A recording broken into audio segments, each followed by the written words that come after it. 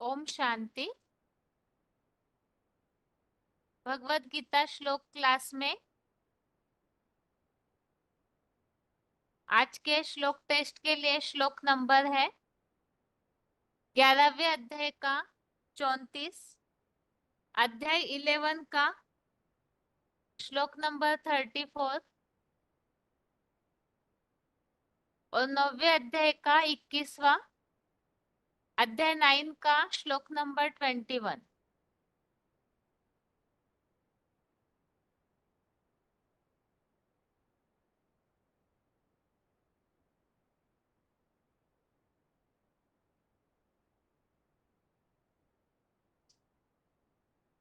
श्लोक टेस्ट के लिए पहला प्रश्न है,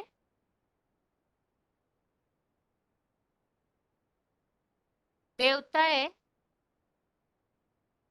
स्वर्ग से नीचे उतरने का कारण श्लोक में क्या बताया है? देवताओं का स्वर्ग से नीचे उतरने का कारण श्लोक में क्या बताया है? फोन अनम्यूट है। ओम शांति दीदी। ओम शांति। 6305 नासिक। हाँ जी। स्वर्ग से नीचे उतरने का कारण बताया है कि जो पुण्यशील होते हैं और वही बुद्धि लोग को पाते हैं। तो 9वें का 21 श्लोक में है। जो स्वर्ग लोक से भी छोड़ने वाले देवता है ना, उनके पुण्यशील होने पर भी वो पुण्य क्षीण जन्म बाय होने का जन्म कारण क्या है? क्षीण होने का कारण है। और वो स्वर्गलोक को भोग कर वो क्षीण होते हैं, स्वर्ग वही लोक को मृत्यु लोक में भोगने पाते के हैं। कारण पुण्य क्षीण होते हैं। स्वर्ग यज्ञ को सेवा के भोगने के पुण्य से कारण वो कर हम्म स्वर्ग को भोगने के पुण्यशील कारण पुण्य क्षीण होते हैं, ऐसे है क्या? नहीं, पुण्यशील होने का कारण है कि जन्म बाय जन्म नीचे उतरते हैं ना, तो पुण्यशील आत्माएं कलाएं कम हो जाती है उनकी, तो मृत्यु लोक को पाते हैं वो। ठीक है। मृत्यु लोक में आने का कारण क्या बताया? स्वर्ग लोक को भोगने से पुण्य क्षीण हुए। और मृत्यु लोक में आने का कारण? अपने अपने दुष्कर्मों से ही वो मृत्यु लोक को पाते हैं। हम्म ठीक है माता जी, श्लोक बताइए। तेतं भूत्वा सर्वलोकं विशालं क्षिणे पुण्य मर्त्यलोकं विशन्ति एवं त्रयीधर्म अनुप्रपन्ना गतागतं काम कामा लभन्ते। 11वां बताओ दीदी। हाँ जी। द्रोणस्य भीष्मञ्च जयद्रथकर्ण तथा अन्यान् अपि योधवीरान् मया हतान्तो जहिमा व्यथिष्ठा युद्धस्व तेजापि रणे संपन्ना। एक पॉइंट बता सकते हो दीदी? बताइए। देवभान देवभान से पैदा कामादि शत्रु, तो देवभान छोड़ना है तो देवभान से ही लड़ाई लड़नी है। जो पांच विकार, जो भी पांच विकार है ना, काम क्रोध लोभ मोह अहंकार, वो देवान से ही पैदा होते हैं। तो काम विकार देवान से कनेक्टर होगा तभी तो अपना क्रोध आवेगा। देह की इंद्रिया है, काम इंद्रिया है, उसे मन बुद्धि का कनेक्शन है तो विकार पैदा होता है। तो वो देव विमान में सब विकार, देव अभिमान ही सब विकारों का माई बाप है। हम्म, ठीक है माता जी। आगे फोन अनम्यूट है किसी का? प्रश्न ये है, ओम शांति। ओम शांति। रोल नंबर है 28239। हाँ जी। हाँ दीदी, प्रश्न है प्रश्न। कि इस युद्ध में जीत कैसे हो सकती है? जो धर्म युद्ध बताया है, इसमें शत्रु कौन है और जीत कैसे हो सकती है? इसमें जो शत्रु बताया है 11वें अध्याय के 36वें श्लोक में, जो ये धर्म युद्ध है, इसमें जो आततायी, कामी और क्रोधी है उसको शत्रुओं मान, और जो ज्ञान योग बल से और गुणराज सहन शक्ति से जीतना है। हाँ जी, ठीक। श्लोक बताइए। अ, द्रोणं च भीष्मं च जयद्रथं च कर्णं तथा अन्यान् अपि योधवीरान् मया हतान् त्वं जहि मां व्यथिष्ठा युधस्व तेजासि रणे संपतनान्। सपतनान। सपतनान्। हम्म, ठीक है। 21वां बताइए, 9वें अध्याय का। ते त्वं भुक्त्वा स्वर्गलोकं विशालं क्षीणे पुण्य मर्त्यलोकं विशन्ति एवं त्रयी धर्म प्रपन्ना गतागतं काम लभन्ते। ठीक है, इसके लिए जो पॉइंट हमने सुना था वो पॉइंट बताइए। ज्ञान योग बल से कैसे जीतना है शत्रु को, क्या तरीका बताया बाबा ने उसमें। अ, ज्ञान योग बल से जो सहन शक्ति का गुण है वह धारण करना है। जैसे अ, ब्रह्मा बाबा का उदाहरण दिया था कि जैसे सहन शक्ति धारण करेंगे तो सहन शक्ति है सर्व गुणों का राजा, तो हम देवता बनेंगे। हाँ जी, ठीक। ओम शांति। ओम शांति। अगला प्रश्न है, जयद्रथ किनके लिए बोला है। जयद्रथ किनके लिए बोला है। फोन अनम्यूट है।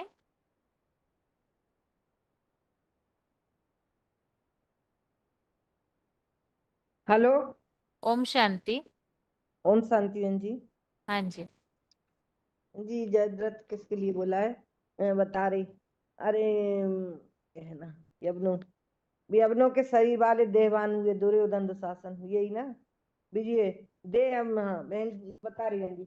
बाबा बोले हैं जयद्रथ, पहले इसमें बता रही हूँ। जयद्रथ इसके लिए बोला है बाबा ने, शास्त्री बुद्धि रूप कला द्रोण काम लिए। जयद्रथ का बहन जी पॉइंट सुना दूं? सुनाइए। अरेबियन, हाँ, अरेबियन विशाल शरीर वाले देवार दूसरे धर्मों के ऊपर विजय जयद्रथ। देह अभिमानी होगा तो सृष्टि रंगमंच पर जितने धर्म पिताएं हैं उनमें फ्लोवर देवानी धर्म पिता हैं। देह की लंबी चौड़ी है, कौन से धर्म वाले लंबे चौड़े होते, तो उनकी यादगार में जयद्रथ देह अहंकार में बड़ा दिखाया जाता है। एक बड़ा लंबा चौड़ा है, मेरे को कोई जीत नहीं सकता। देह अहंकार में आकर आक्रमण किया। पहले पहले आक्रमण अरेबियन ने किया ना, अर्मेनिया ने किया, और बाद में धर्म पिताओं की शताब्दी का मतलब क्रिश्चियन शताब्दी, क्राइस्ट के जन्म के लिए 700 वर्ष बाद मोहम्मद के लिए मोहम्मद कासिब आया, उसने आक्रमण किया। फिर इब्राहिम धर्म पिता था, तो धर्म पिता ने तो वाइब्रेशन से वाइब्रेशन फैलाया, अहंकार का उतने धर्म किए। और बाबा कहते मोहम्मद के पहले हमने ही हम मोहम्मद के पहले हमले हुए थे। देह का अहंकार लेकर हमले नहीं हुए। आत्मा छोटी बड़ी नहीं होती, आत्मा तो शरीर छोटे बड़े होते हैं, देह अहंकार शरीर का बहुत होता है। तो जयद्रथ बोला है देह अहंकार, जयद्रथ को सबसे ज्यादा देह का अहंकार था।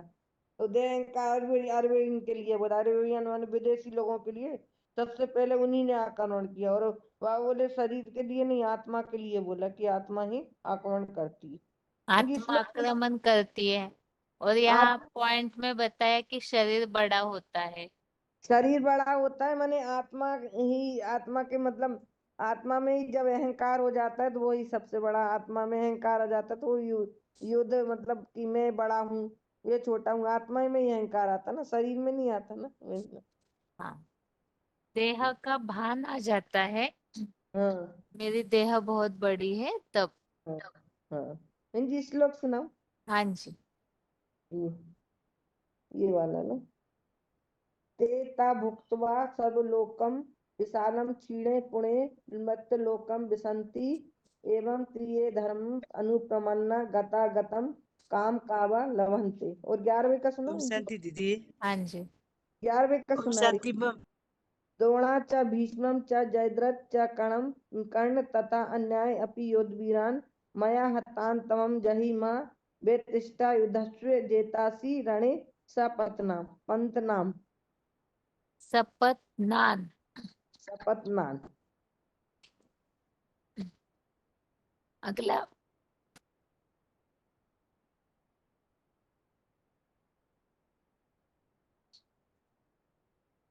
अगला प्रश्न है,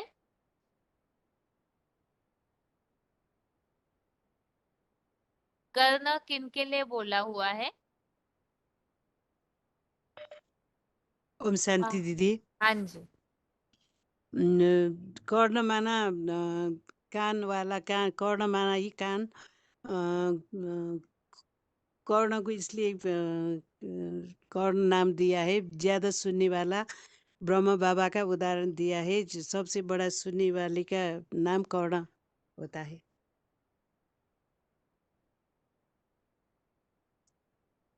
और एक बात बताइए कर्ण की, और क्या विशेषता बताइए बाबा ने कर्ण की? श्लोक में भी बताई और पॉइंट में भी। ये तो ज्यादा सुनने वाला ये मैं हो गया। श्लोक में बताती हूँ। द्रोणम च भीष्म च जयद्रथम च कर्ण तथा ज्ञानपि युद्ध वीरान मया अस्तास्तो जहि मा देष्टा युद्धेषु तेजासी रणम संपन्नान।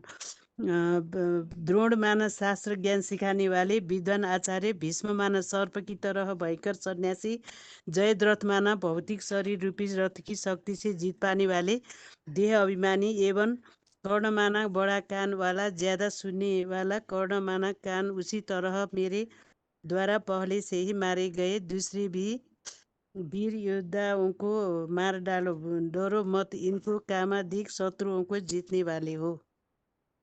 रोल ओम नंबर शांति दीदी। बताइए माता जी। 26,160 काठमांडू। ठीक है जी। आगे फोन ओम शांति। अनम्यूट है।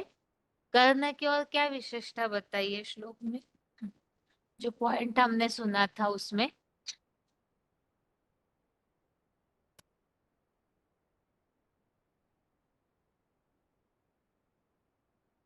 झांसी क्या माता जी? जी दीदी, शो नहीं कर रहा था ना, इसलिए चुप हाँ थी। जी बताइए। दीदी, इसमें बीसीडी में तो बताया है ज्ञान सूर्य पुत्र कर्ण के लिए। कर्ण कौन था? कर्ण का पाठ किसका है? कहा है कान। कौन सी आत्मा है जिसके लिए कान का पाठ सबसे ज्यादा बजाया? सुनने का सबसे ज्यादा बजाया ब्रह्मा ही है। जब शिव बाबा ज्ञान सुनाते थे तो सबसे पहले ब्रह्मा बाबा ही सुनता था। कोई ऐसी मुरली नहीं है जो ब्रह्मा बाबा सुनता ना हो। हमारे तुम्हारे द्वारा तो मुरली छूट भी जाएगी, लेकिन कोई भी मुरली ऐसी नहीं है जो ब्रह्मा के द्वारा छूट गई हो। सबसे ज्यादा कौन सुनता है? तो ब्रह्मा के लिए बोल रहा है। तो वो कर्ण हो गया। कर्ण का नाम रख दिया कर्ण। वो कर्ण जन्म देना किसने किया? तो तुम कर्ण को कृष्ण भी कह सकते हो। कर्ण कृष्ण और क्राइस्ट की राशि मिलाई जाती है। कर्ण कृष्ण जन्म किसने दिया? तो बताया है कि तुम कृष्ण को कर्ण, अरे यज्ञ के आदि में बुद्धि को ले जाओ। बाबा कहते हैं अगर समझ में नहीं आता है तो बुद्धि को आदि में ले जाओ। किसने बताया? गीता माता। तो गीता माता तो दो बताई हैं, एक झूठी गीता और दूसरी सच्ची गीता। तो प्रजापिता वाली आत्मा ने बताया है कि बड़ी माना होता है जो बोल बोल करने वाली होती है, लेकिन जो बोल बोल करने वाली है वो है ब्रह्मा। और विश्वास नहीं होता, मतलब जो बड़ी माँ होती है उनकी बातों पर उनको विश्वास नहीं होता है। तो उन्होंने विश्वास, दूसरी माता जो कौरवों के साथ रही, तो जिंदगी भर कौन रहती है? तो बोला पांडवों के साथ कौन रहती है? तो कुंती को बताया है। और द्रौपदी तो ना, द्रौपदी और कुंती का नाम प्रसिद्ध है। बाबा ऐसा भी कहते हैं। तो कुंती जिसके साथ रहती है, कौरवों के साथ खेमे में रहती है, कुंती को रहना पड़ता है। तो कुंती का पाठ किसका? छोटी माँ का हो जाता है। और छोटी माँ ने कुंती को जन्म दिया है। किसको? कर्ण को जन्म दिया। लेकिन नई दुनिया में पालना उसने नहीं की। तो पालना किसने की? पांडवों की। तो बाबा कहते हैं कि नई दुनिया में तो पांडव जाते हैं, कौरव तो जाते नहीं हैं। तो इस शरीर से, लेकिन पुत्र किसका है? सूर्य का पुत्र है। तो सूर्य का पुत्र किसका हो गया? अरे राम वाली आत्मा है ना, बाबा कहते हैं। तो सूर्य का पाठ बड़ी, मतलब वही प्रजापिता है जो राम बाप हो गया है, वो अम्मा हो गई और बड़ा पांडव हो गया। मध्य में बाबा ने ऐसा भी बताया कि मध्य में है या छोटे में है या बीच में है? तो कर्ण बड़ा पांडव था ना, किसी को पता ही नहीं है, ना एडवांस वालों को पता है ना बेसिक वालों को पता है, तो पता किसी को पता भी नहीं है कि पांडव बड़ा है या छोटा है, कौन समझाएगा? सब किसको, युधिष्ठिर को समझते हैं सब, लेकिन वास्तव में बड़ा पांडव है कर्ण। किसकी औलाद है? सूर्य की औलाद है ना, ज्ञान सूर्य का जो पाठ है उसी की औलाद कर्ण को बताया। तो श्लोक भी पढ़ना है क्या? हाँ, ऐसे जब लंबे पॉइंट होते हैं ना मतलब जी, देखिए बीच में जी। तो बहुत सारी एक्स्ट्रा बातें हैं। वो तो हाँ जी, लगातार बाबा सीरियल से बोल रहे थे तो बीच में पॉइंट नहीं कट कर सकते, इसलिए हम तो पूरा पॉइंट डालते हैं। लेकिन आप अगर इसको रीडिंग करते तो आप इसको सिर्फ 2 वाक्यों में बता सकते थे हाँ जी, कि हाँ जी, कुंती छोटी माँ के लिए इस पॉइंट में बताया है और हाँ यज्ञ जी, के आदि के हिसाब से उनको जन्म देने के हिसाब से बताया, तो इस हाँ हिसाब जी, से कर्ण जो है ब्रह्मा के लिए बोला हुआ है। बस इतना ही हो जाता तो शायद और एक लोगों का श्लोक सुन के हो जाता। मूल बात सार में आनी चाहिए जिससे कि हमें बात समझ में आए कर्ण किस हिसाब से बाबा को ब्रह्मा बाबा के लिए बोला हुआ है। ठीक है, श्लोक बताइए माता जी। हाँ जी। अध्याय 11 का 34 है। द्रोणम च भीषम च जयद्रथम च कर्णम तथा अन्यान अपि युद्ध वीरान मया हतान त्वं यही माम व्यतिष्ठता युद्धस्य जेतासि रणे सपत्नान। और 9 का बताना है दीदी। हाँ जी। 9 का 21 है। ते त्वं भुक्त्वा स्वर्गलोके, हाँ यही तो है। ते त्वं भूत्वा स्वर्गलोकं विशालं क्षीणे पुण्ये मर्त्यलोकं विशन्ति एवं त्रियधर्म अनुप्रपन्ना गतागतं काम कामा लभन्ते। ठीक है माता जी। आगे और किसी का फोन अनम्यूट है? द्रोणाचार्य के लिए बताइए, द्रोणाचार्य किन के लिए बोला है? ओम शांति बहन। हाँ जी। ओम शांति। ओम शांति। Role 54 number? हाँ हाँ जी। 5494। हाँ जी। कर्ण किन के लिए बोला है द्रोणाचार्य मतलब? हाँ, द्रोणाचार्य। कर्ण के लिए। द्रोणाचार्य मतलब कर्ण के लिए। द्रोणाचार्य।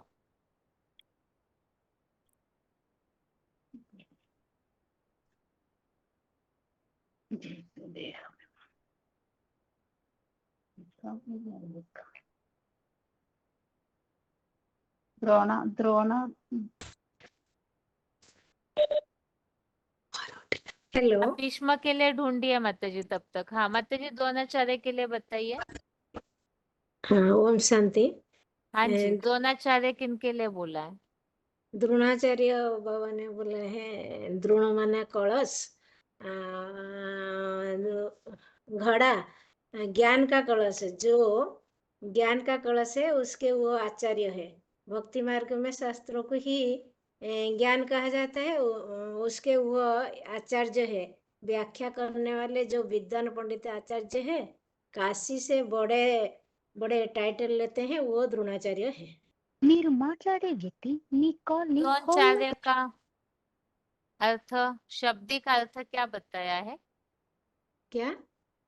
द्रोणाचार्य को संधि विच्छेद करके बाबा बताते हैं ना मुरलियों में, द्रोणाचार्य का अर्थ हाँ, क्या बताया है? द्रोणोजुक्त आचार्य। द्रोण माने घड़ा हम्म और आचार्य माने पंडित विद्वान। तो हम्म। अज्ञान रूपी संसार के जो शास्त्र पुराण है, अज्ञान रूपी शास्त्रों का ज्ञान होने पर भी उनको अज्ञान क्यों कहा हुआ है बाबा ने? क्योंकि ज्ञान नहीं है, उस सत कौन है, भगवान कौन है, भगवान की पहचान नहीं है। हम्म ठीक है, देहभान बहुत ज्यादा भरा हुआ रहता है हाँ, वास्तव में। जो मेन आत्मा की पढ़ाई, आत्मिक स्थिति का ज्ञान है वो भी नहीं होता। ठीक है माता जी, श्लोक बताइए। नका किस 11 का।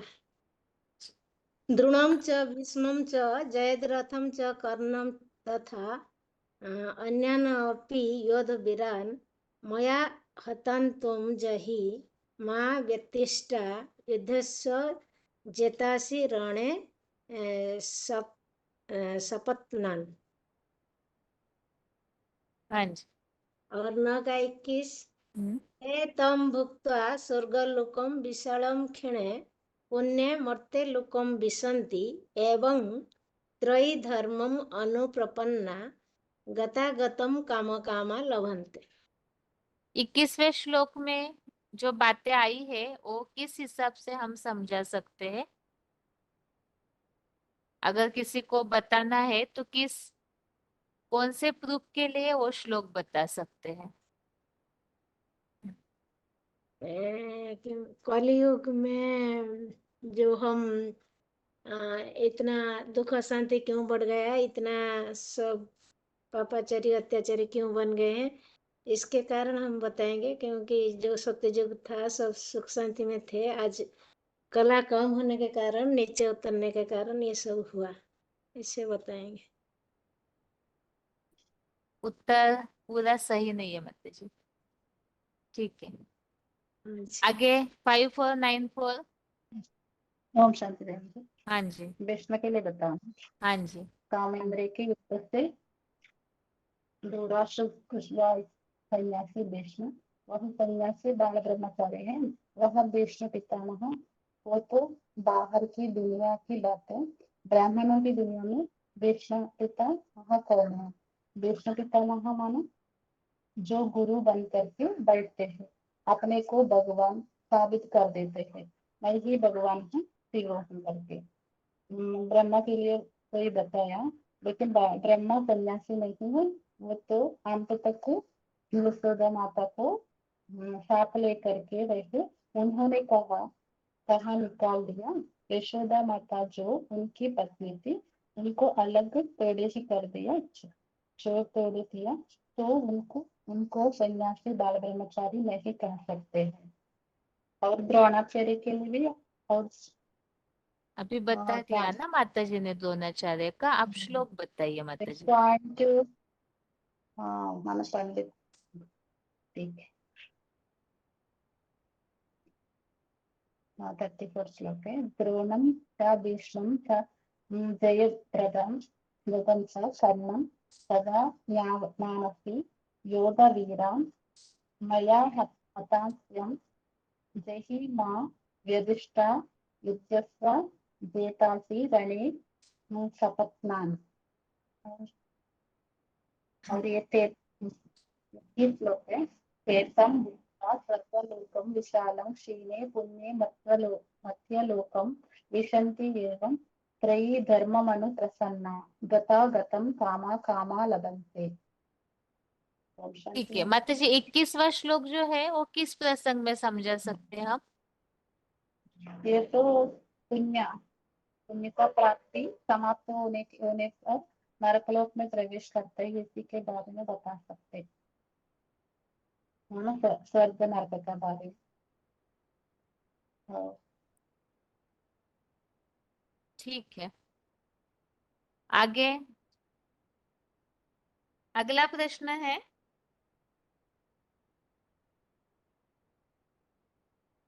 श्लोक में 2 प्रकार से शत्रुओं को जीतने के लिए बताया है। 2 प्रकार के शत्रु इस श्लोक में बताए हैं और जिन्हें जीतने के लिए भगवान ने अर्जुन को बताया है। तो शत्रु कौन से है? 2 प्रकार की बातें बताई हुई है श्लोक में कि इनसे युद्ध करो, इन्हें जीतो। तो किनको जीतना है? फोन अनम्यूट है किसी का?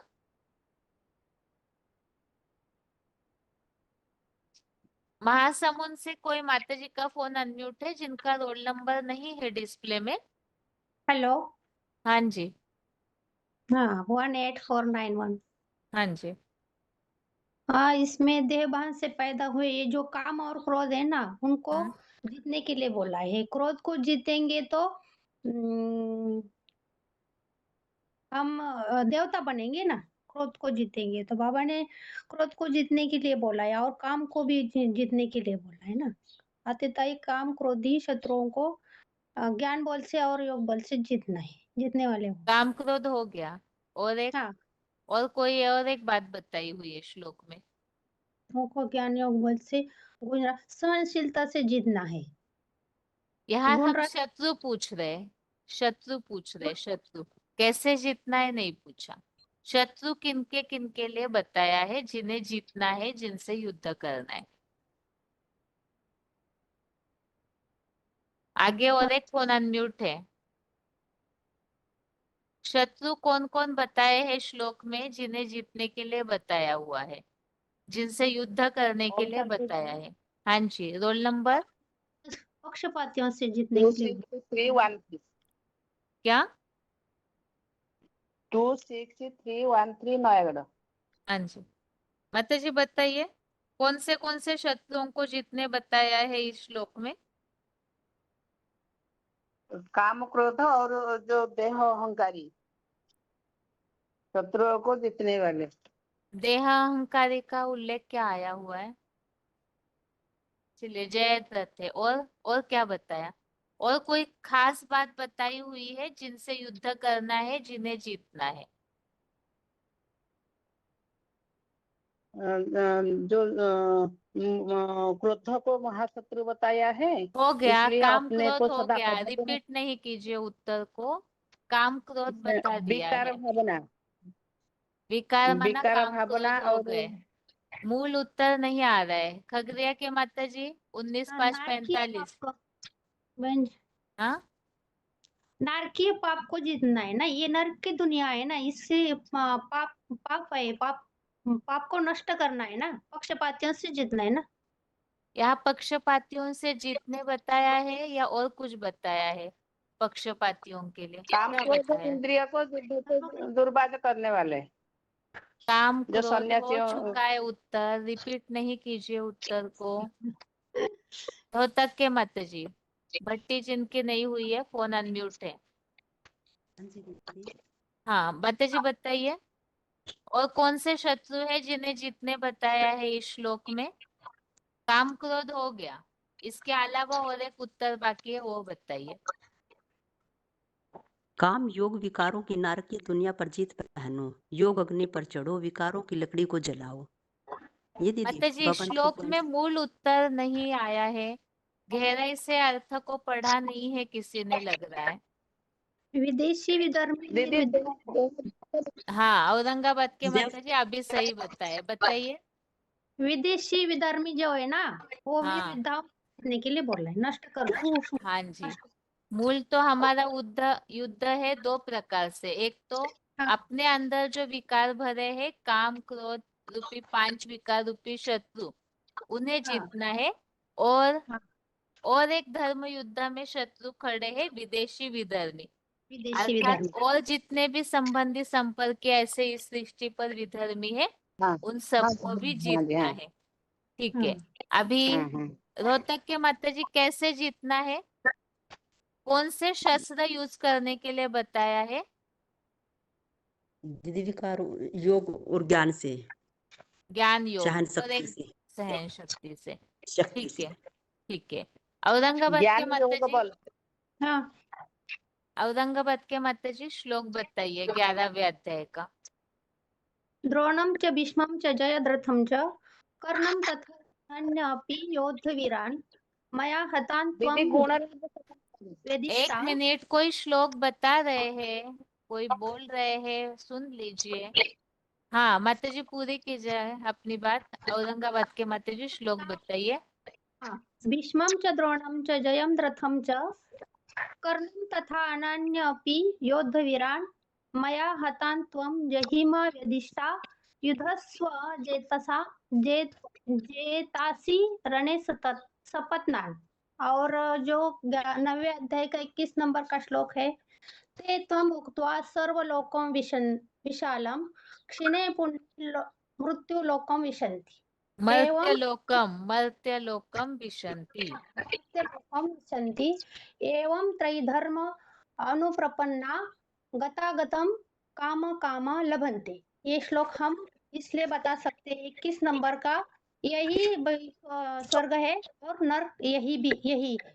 यही मना कहा। स्वर्ग में यही मना कहा, इस प्रश्न का उत्तर बताइए। इस सृष्टि पर यही इस सृष्टि पर, हाँ। तो इसके लिए और कोई प्रूफ है? इसी सृष्टि पर स्वर्ग नरक है, ऐसे कुछ और श्लोक में आया है? और श्लोक में आया है, लेकिन अभी नहीं बता सकती बहन जी, और श्लोक में ठीक है, आया है। ठीक है माता, ठीक है। आगे रोहतक के माता जी श्लोक बताइए।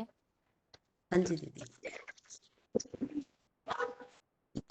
द्रोण च भीष्म च जयद्रथ च कर्ण तथा अन्यायन अपि योधवीरान् मया हतान् तवं जहि मा प्रतिष्ठा युद्धशव जेतासि रणे सप्तनानम।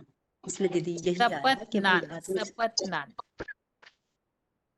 आत्मिक स्थिति से मतलब इनका विनाश हो सकता है, और विकारों को हम सहन शक्ति और योग बल से और ज्ञान बल से ही जीत सकते हैं। अर्जुन से कहा है कि तुम डरो नहीं, धर्म युद्ध करो।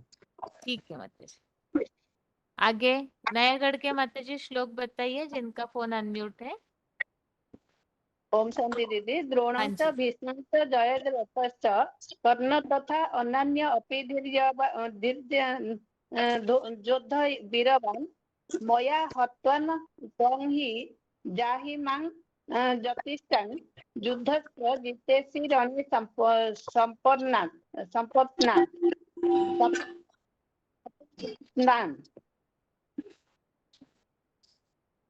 21 नंबर श्लोक है 9 अध्याय नंग ते तं भुक्त्वा स्वर्गलोकं विशालं क्षीणे पुण्ये मर्त्यलोकं विशन्ति एवं त्रयी धर्म अनुपपन्ना गतं गतं काम कमा लभन्ते। ठीक है माता जी। ओम शांति। अभी अगला प्रश्न है, पितामह भीष्म के बारे में उनकी खास, पितामह भीष्म का कोई गुणधर्म श्लोक में बताया हुआ है। वो क्या बताया हुआ है? पितामह भीष्म की पहचान के लिए कोई गुणधर्म श्लोक में बताया है, और पॉइंट में भी वो खास गुणधर्म क्या बताया है? फोन अनम्यूट है 16488। ओम शांति दीदी। हाँ जी।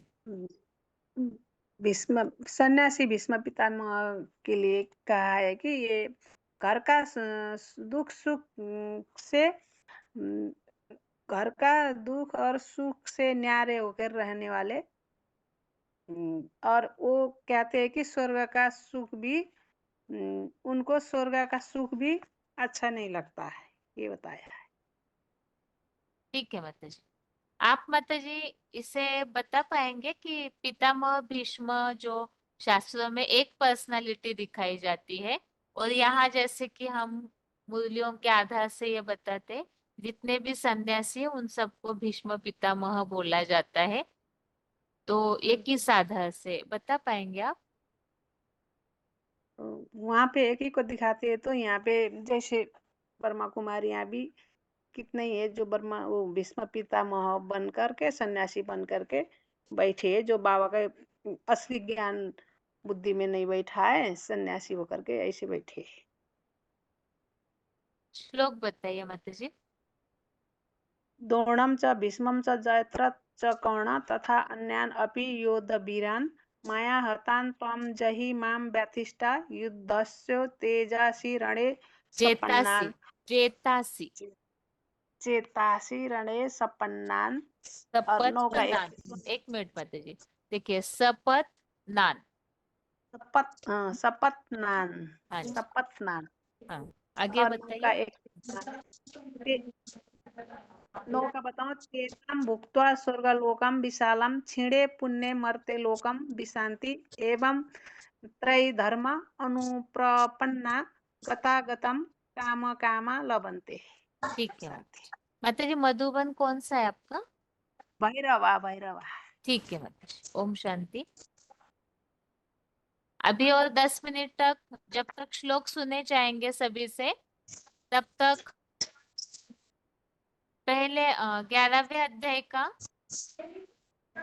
10वें श्लोक से लेकर 20वें श्लोक तक जो हमेशा पढ़ रहे हैं, पढ़ के रखिए।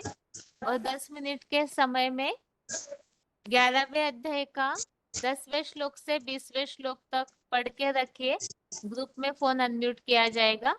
और इसके अलावा जिन्होंने कंटिन्यू श्लोक पढ़ने की प्रैक्टिस की हुई है तो वो भी श्लोक देख कर के रखिए, जैसे इसके पहले ही बताया था। अभी तक हमारे 30 श्लोक कंप्लीट हो चुके हैं 11वें अध्याय के। तो आपने जिन श्लोकों की प्रैक्टिस की हुई है, जितने श्लोकों की, तो कंटिन्यूअसली पढ़ने के लिए बताया जाएगा। जिन्होंने प्रैक्टिस की है एक बार पढ़ के रखिए, क्योंकि जब फोन अनम्यूट होगा तो आपको रुकना नहीं है, कंटिन्यू पढ़ना होगा। अभी आगे और किसी का फोन अनम्यूट किया हुआ है? माताजी रोल नंबर बताइए। और प्रश्न ये है, 9वें अध्याय का 21वां श्लोक किस प्रसंग में समझा सकते हैं?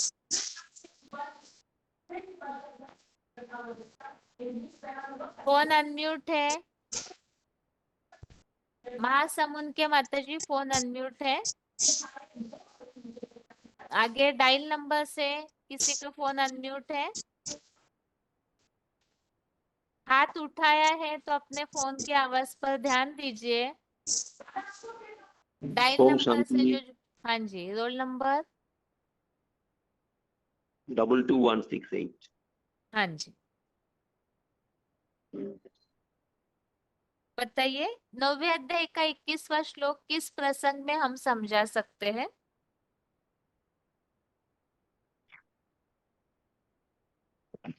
हाँ जी।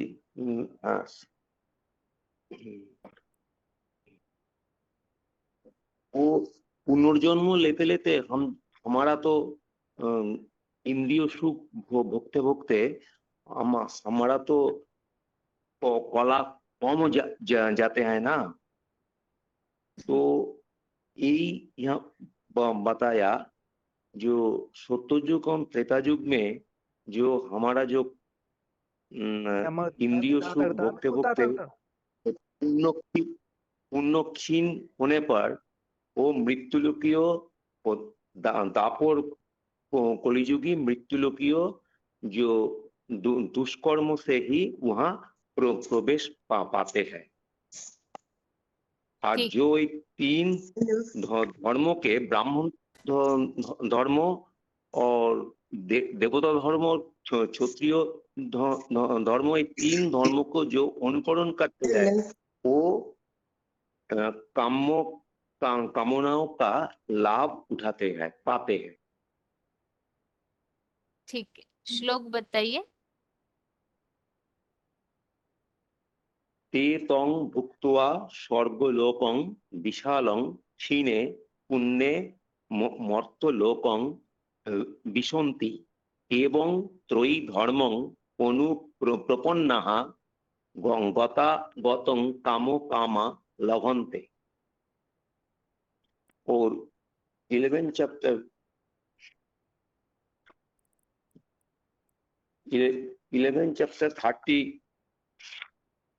33 नंबर श्लोक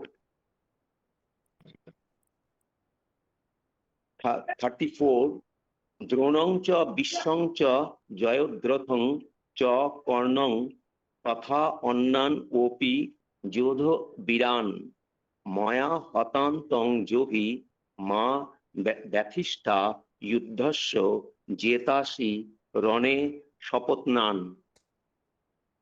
ओम शांति। ठीक है, आपने अभी तक कोई भी क्लास में जैसे बेसिक कोर्स में कभी रेडी किया है आपने आत्मा के श्लोक या इंट्रोडक्शन?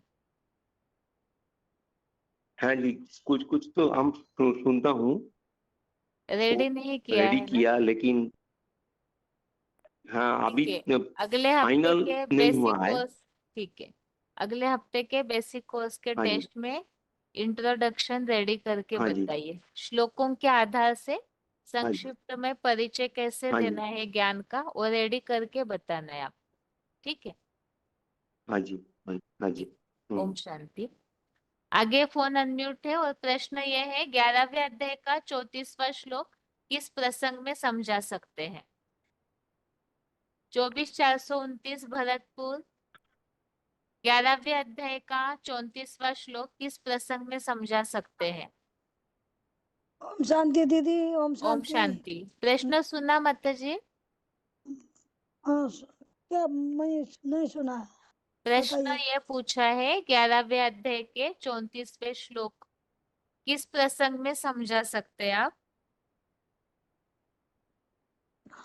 पढ़ेंगे नहीं, अब क्या? पढ़ा नहीं आपने श्लोक माता जी? मैं श्लोक कहूंगी। श्लोक कहेंगे लेकिन वो कहाँ समझाना है वो भी बताना होगा। पढ़िए श्लोक, उसके बाद नव बताइए। नव पिरसम दीप्तम दीप्तम अनेक वर्णम माता जी व्याप्त 34वां श्लोक बताना है, 34वां 34। आपने पढ़ाई नहीं पढ़ी है? कल का श्लोक नहीं सुना था? नहीं सुना, बाहर बाजार गया था, काम ठीक है था। माता जी बताइए, 34वां श्लोक बताइए। द्रोणं च भीष्मं च जयभद्रं च कर्णं तथा अन्यान् अपि बोधवीरान् मया हतान् त्वं जहिमा व्यथिष्ठा युद्धस्य जेतासि रणे सपनात् ठीक है माता जी, आप है ना हाँ इस जी। श्लोक का अर्थ पढ़िए, 5 मिनट के बाद फिर से अनम्यूट करूंगी और आप बताइए ठीक ये श्लोक किस प्रसंग में समझा सकते हैं। ठीक है? ठीक है, ठीक है। अभी पढ़िए अर्थ को अच्छे से, फिर अनम्यूट कर रही हूँ।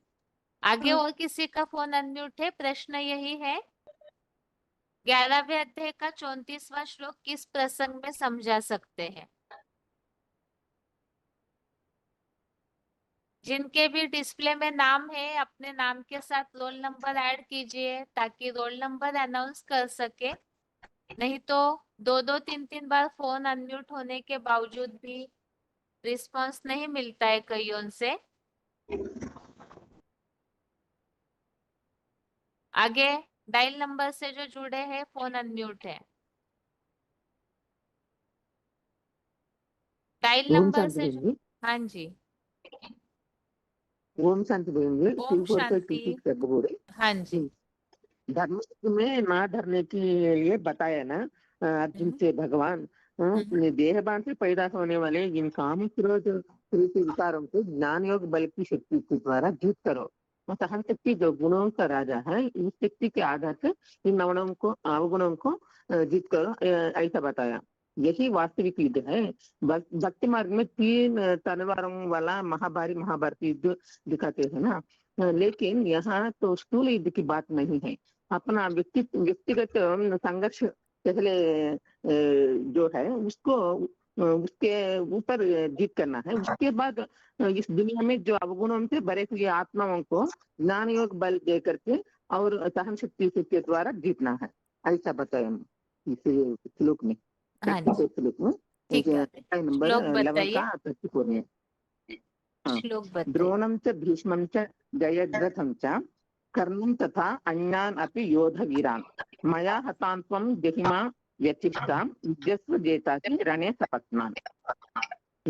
नवपतनम् हाँ जी एतं बताइए। भुक्त्वा स्वर्गलोकं विशालं क्षीणे पुण्ये मर्त्यलोकं विशन्ति एवं त्रयी धर्मम् अनुप्रपन्नाः गतागतं कामकामा लभन्ते। ठीक है माता जी। आगे फोन अनम्यूट है माता जी अभी भी ना, जगह का नाम भी नहीं है और रोल नंबर भी नहीं लिखा है। आगे फोन अनम्यूट है और श्लोक बता करके और श्लोक किस प्रसंग में समझा सकते हैं उसे संक्षेप में बताइए। फोन अनम्यूट है 13-217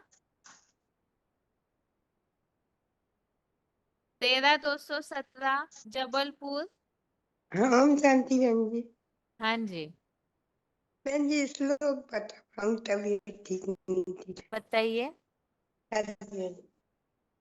11 अध्याय का 34वां श्लोक है। द्रोणं च भीष्मं च जयद्रथं च कर्ण तथा अन्यान् अपि योधवीरान् मया हतान् त्वं जहिमा व्यथिष्ठा युद्धस्व जेतासि रणे संपतनान सपतनान। सपतनान ठीक है माता जी। अर्थ भी बताऊंगी। नहीं माता जी। आगे फोन अनम्यूट है किसी का? श्लोक बताइए। डायल नंबर से जो जुड़े हैं फोन अनम्यूट है, श्लोक बताइए। आगे फोन अनम्यूट है।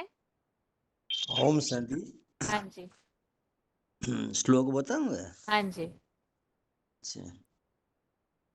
विश्वंच द्रोणच जयचर कर्ण तथा अन्यान्य अपि योद्धवीरं मयि हत्यां जायं प्रतिष्ठा युद्धसि जेत्यसि रण सपंतनान।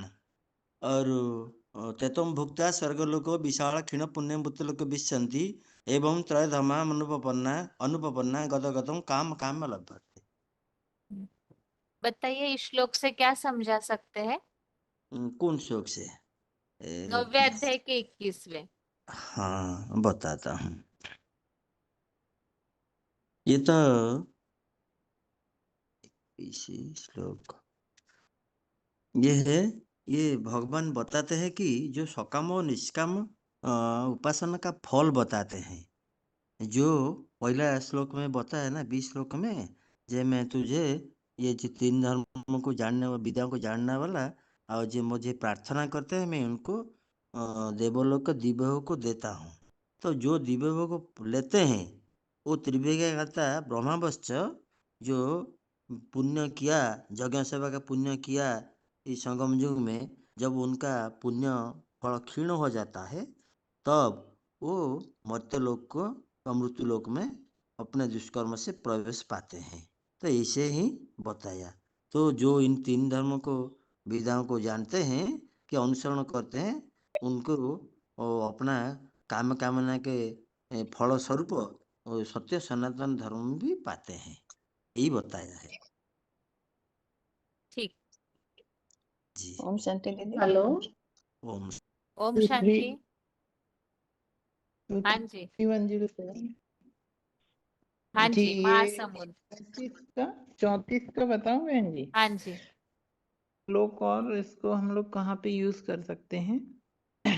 श्लोक है द्रोणम च भीष्मं च जयद्रथं च कर्णं तथा अन्यानपि योधवीरान् मया हतांस्त्वं जहि मां व्यथिष्ट युद्धस्य जितासि रणे सपत्नान्।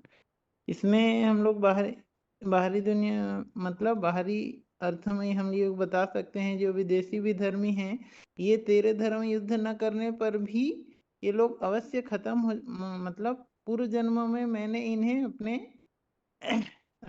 मूर्तिमान पुत्र महादेव द्वारा मारा हुआ था, अतः तो इस धर्म युद्ध में शामिल हो और उन विदेशी विधर्मियों को नष्ट कर। और वो इसमें भी इसका सार ये है कि हम लोग कैसे ज्ञान योग बल और सहन शक्ति जो सर्व गुणों का राजा है उसके से इनके तू जीतने वाला है, इसलिए तो इस धर्म युद्ध में शामिल हो।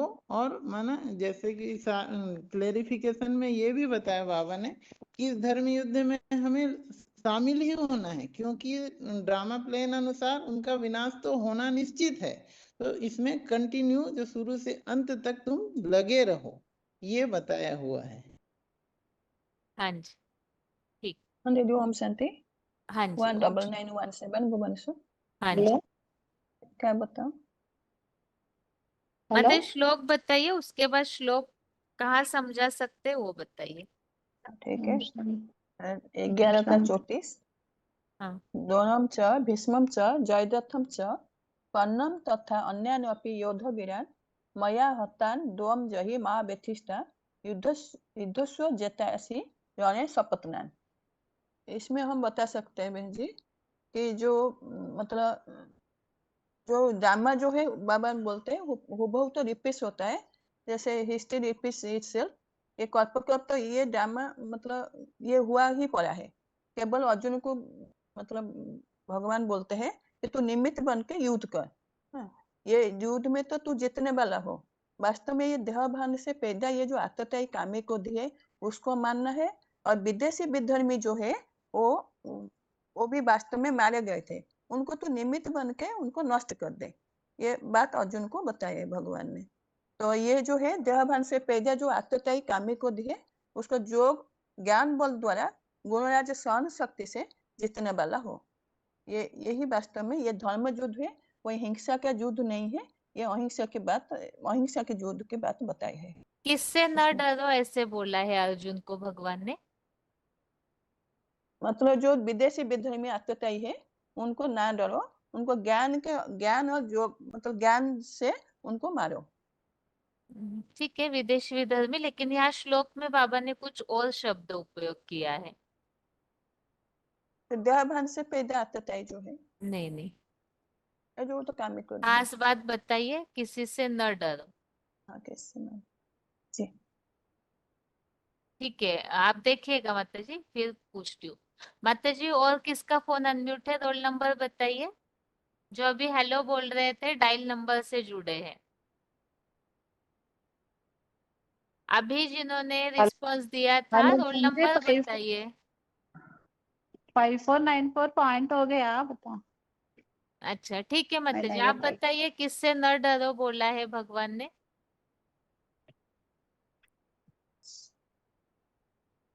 श्लोक के अर्थ को गहराई से नहीं पढ़ा है। भुवनेश्वर के माता जी बताइए जल्दी। नारकीय पक्षपातियों से हाँ, पाप के दोनों ने भी एक साथ पक्षपातियों से बताया। नहीं डरो करके बताया, धर्म युद्ध करो करके बताया। ठीक है, अभी और एक प्रश्न है। कौन से पुण्य क्षीण होने की बात बताइए?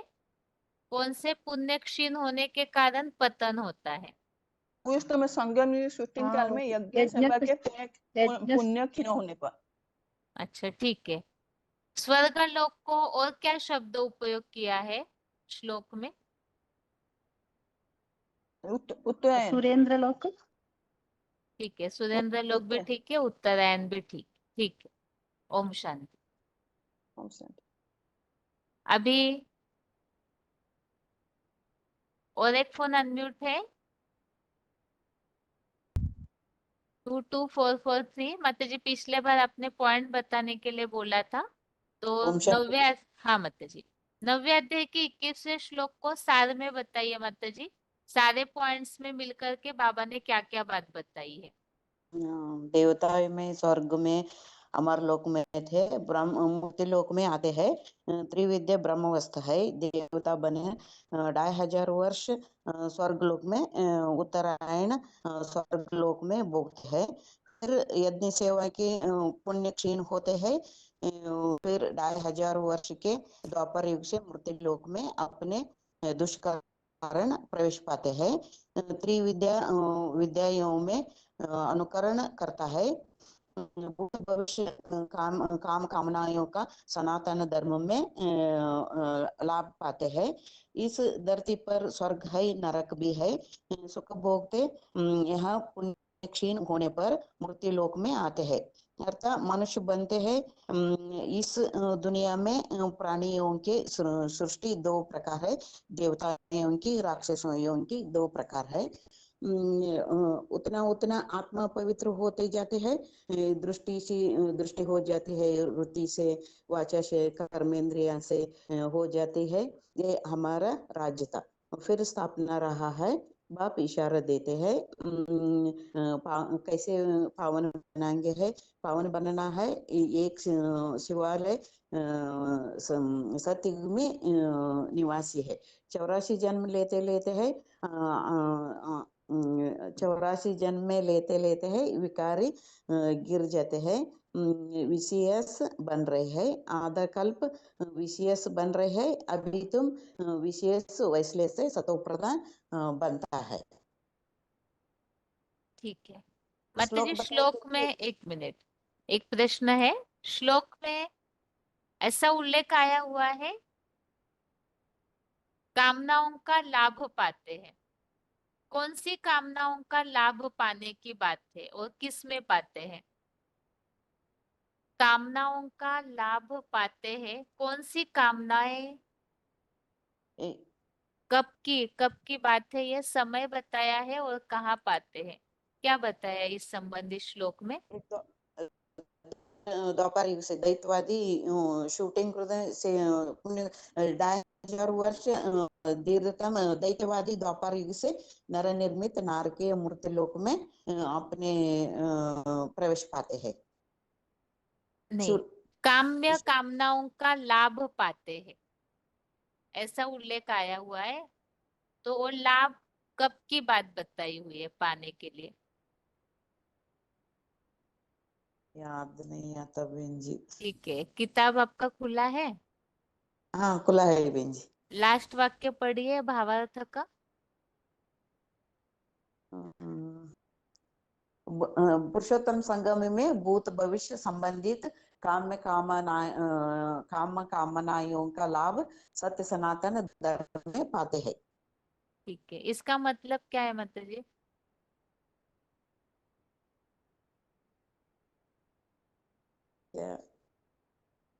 ठीक है, सोच के अगले क्लास में बताइए माता जी। ठीक है, ठीक श्लोक है। बता देंगे। हाँ जी बताइए। 9वां अध्याय में 21 ते तम भुक्त्वा स्वर्गलोकम विशालम क्षीणे पुण्य मूर्तिलोकम विशन्ति एवं त्रैधर्म प्रसन्न जातगातम काम लभ्यते। तो शब्द गलत हुए। एक तो मर्त्य लोकम, आपने मृत्यु लोक बोला, वो है मर्त्य लोकम। और मर्त्यलोकम और गतागतम ये शब्द भी गलत पढ़ा था। गतागातम गतागतम, गातम नहीं, गतम। गतागतम काम लभ्यते लभन्ते। लभन्ते। ठीक है, ओम शांति। आगे भरतपुर के माता जी, सोचा आपने? हाँ जी बोलिए। आपको बोला था सोचने के लिए। 34वां श्लोक कहाँ बता सकते हैं? थोड़ा थोड़ा शिलक बताऊंगी। थोड़ा देह अभिमान वाले मारे माया के बस में बसने काम क्रोध लोभ मोहकारी 5 विकार से जीत पाया। देह अभिमान से जीत पाया और कोई इच्छा नहीं, इच्छा का सब जीत पाया। और विदेशी विधर्मी विकारी लोग को भी मारना है। जो सुने कैसे मारना है? तलवार से? ज्ञान का शक्ति, योग शक्ति से, हाँ जी। एक शक्ति से। पापियों को भी पाप से उसका ज्ञान योग से मारना है। धर्म सत्य धर्म को हिता बना का लिया युद्ध करना है। क्योंकि तुम धर्म युद्ध में कामादि के शत्रुओं को जीत पाया। और ये स्वर्ग लोक जाने के लिए सुरेंद्र लोक अर्थात और उत्तरायण दिशा में जो लागे वो स्वर्ग में जा पाते हैं। और शिलक कहूंगी नौका 21 ते तम भुक्ता स्वर्गलोकम विशालम छिणे पुण्य मर्त्य लोकम विशन्ति एवं त्रयी धर्मम अनुप्रपन्ना गतागतम काम लभन्ते। इसका अर्थ है द्वापर युगी अर्थ नहीं बताइए, नहीं भविष्य बताइए। में ये काम कामना को जानने वाला है। ओम शांति दीदी। ओम शांति। अगली बार अच्छे से पढ़िएगा माता जी श्लोक, ठीक है? अभी हाथ सभी का नीचे किया हुआ है और जैसे शुरू में बताया था 11वें अध्याय के 10वें श्लोक से 20वें श्लोक तक जो उत्तर बता सकते हैं वो हाथ उठाइए। 11वें अध्याय के 10वें श्लोक से 20वें श्लोक तक जो उत्तर बता सकते हैं वो हाथ उठाइए।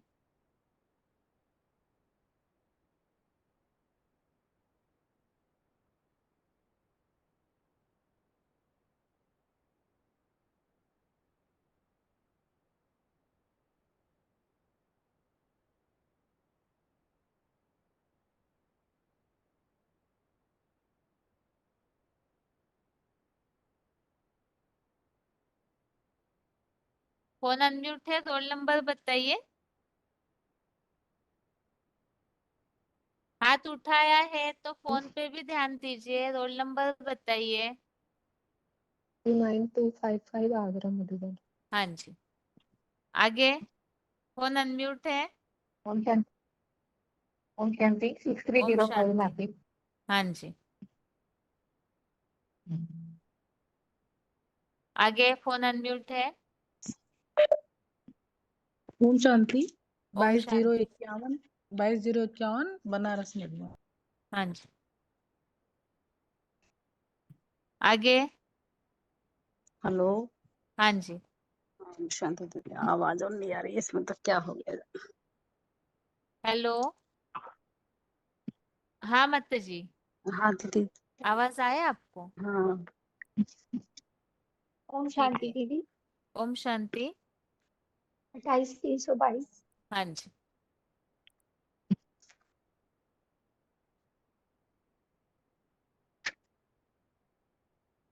और एक फोन अनम्यूट है।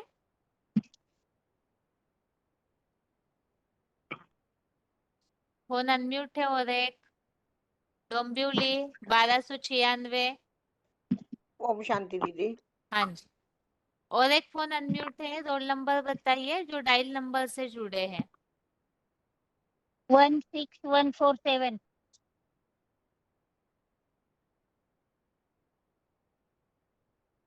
किताब खुला है ना सभी का? हाँ दीदी।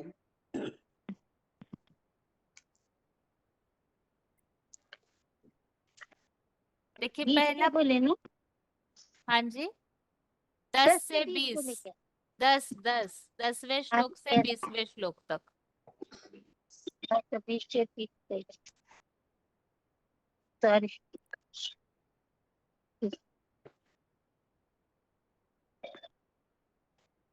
पहला प्रश्न, आपको सभी को सिर्फ शब्दों में उत्तर देना है, लंबा उत्तर नहीं दीजिए। लंबे उत्तर के लिए अगला प्रश्न रहेगा, इसलिए अभी जो प्रश्न पूछे जाएंगे केवल शब्दों में उत्तर दीजिए, एक शब्द में आपका उत्तर आना चाहिए।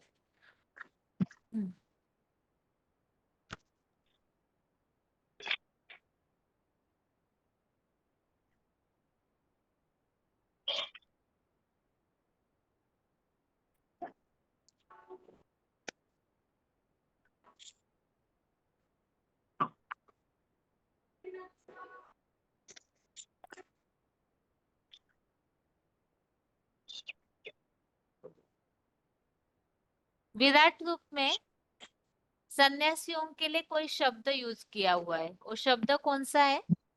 सन्यासियों की जो स्थिति या गुण है उसके लिए क्या शब्द यूज किया है? श्लोक नंबर? श्लोक नंबर 16। ठीक है, चलेगा। तुरंत श्लोक नंबर नहीं भी बता पाएंगे, कोई बात नहीं। आगे अगला प्रश्न है,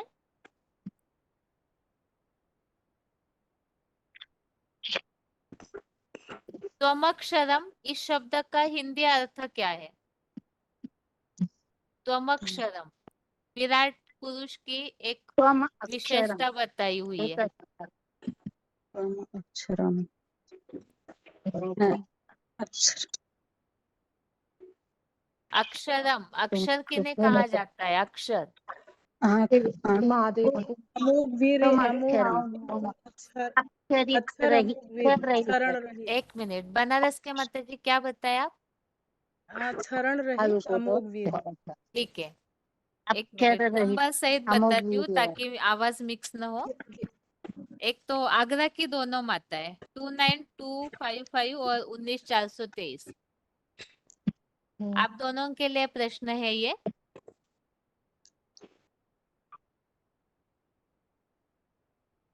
स्वर्ग के लिए एक शब्द आया हुआ है श्लोक में, जहाँ ऐसे उल्लेख आया है कि आपके द्वारा ही यह सब कुछ विस्तार हुआ है, फैला हुआ है। उस श्लोक में स्वर्ग के लिए एक शब्द आया हुआ है। आगरा की माताएं बताइए। स्वर्ग। 15 स्वर्ग के लिए, ठीक है, 6305 आप बता सकते हैं माता जी? स्वर्ग के लिए एक, जहाँ ऐसा उल्लेख आया है सब कुछ आपके द्वारा ही विस्तारित हुआ है। स्वर्ग के लिए ना? हाँ जी, हाँ 6305 बताइए। द्यूलोक। द्यूलोक, ठीक है। द्यूलोक, ठीक है। अगला प्रश्न, अभी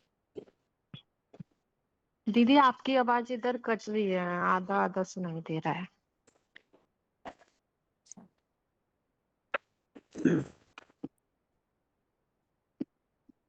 ठीक है, अभी अगला प्रश्न नहीं सुनाई देगा तो फिर से बताइए, प्रश्न रिपीट करेंगे। डोंबिवली की माताजी और लातूर के माताजी, आप दोनों के लिए प्रश्न है ये। हाँ जी।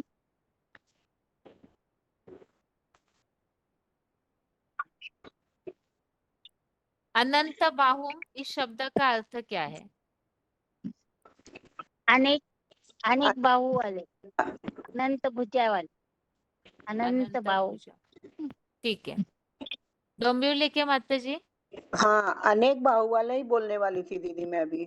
हाँ नहीं, बता रही हूँ आपके लिए अगला अभी। अच्छा। ऐसे बोला है कि ये संसार सारा तपता है, किस कारण से तपता है? विराट पुरुष में ऐसे क्या है जिस कारण से ये सारा संसार तपता है? अग्नि के कारण काम क्रोध एक मिनट, एक व्यक्ति को बोलने काम क्रोध की दीजिए। अग्नि के कारण तपता है। विराट पुरुष में काम क्रोध की अग्नि है। मैं बताऊं दीदी? नहीं, आचार्य हाँ, सूर्य दीदी मैं अब बता आगरा के माताजी 19423। एक मिनट, महा सभी महा बात करेंगे तो उत्तर समझ में नहीं आएगा। हाँ जी। महापापी कलयुगी व नारकीय संसार को तपाता हुआ देख रहा हूँ। तपाता हुआ तो हमने ही प्रश्न पूछा, किस चीज से यह संसार तपता है? योग के विराट- जगह 14 वो आचार्य सूर्य की दीदी 11 क्रांति। का 17वां एक योग की मिनट, जगह योग ऊर्जा 14 के से। मतलब बड़े पुत्र के लिए शंकर के लिए बना है, योग ऊर्जा के तेज से इस हाँ, महापापी योग कलयुगी ऊर्जा नाथ की तेज से यह संसार संसार तपता है। ठीक है, योग ऊर्जा के अभी तेज। बनारस के माताजी और चंडीगढ़ के माताजी। बनारस और चंडीगढ़ दोनों माताओं के लिए यह प्रश्न है। अभी बीच में बात नहीं कीजिए ताकि आवाज समझ में आए हमें सभी का। आपके लिए प्रश्न है, विराट पुरुष को कौन से धर्म का रक्षक बताया है और उसके लिए श्लोक में संस्कृत शब्द क्या आया है? सनातन धर्म। एक सनातन मिनट, धर्म जिनके लिए प्रश्न पूछा है उन्हें जवाब देने दीजिए। हाँ, शाश्वत धर्म गो सत्य हाँ जी, सनातन धर्म के रक्षक।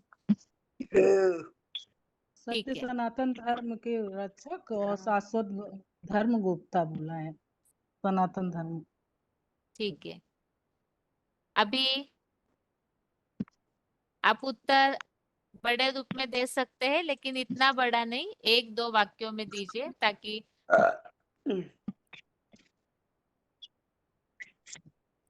मतलब सनातन धर्म के रक्षक बताया ना, शाश्वत धर्म गुप्ता। ये हो तो गया। सत्य माता जी, प्रश्न सनातन पूछ रही धर्म हूँ है, मैं। उसके रक्षक। सत्य से। अभी अगला प्रश्न है,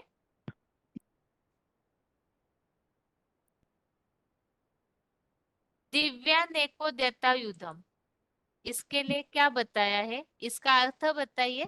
और दिव्यानेका देता युद्धम, इस संबंधित हमने पॉइंट में जो बात समझी थी उसे बताना है। ये प्रश्न है 6305 माता जी के लिए। नासिक या लातूर दोनों माताएं बता सकते हैं।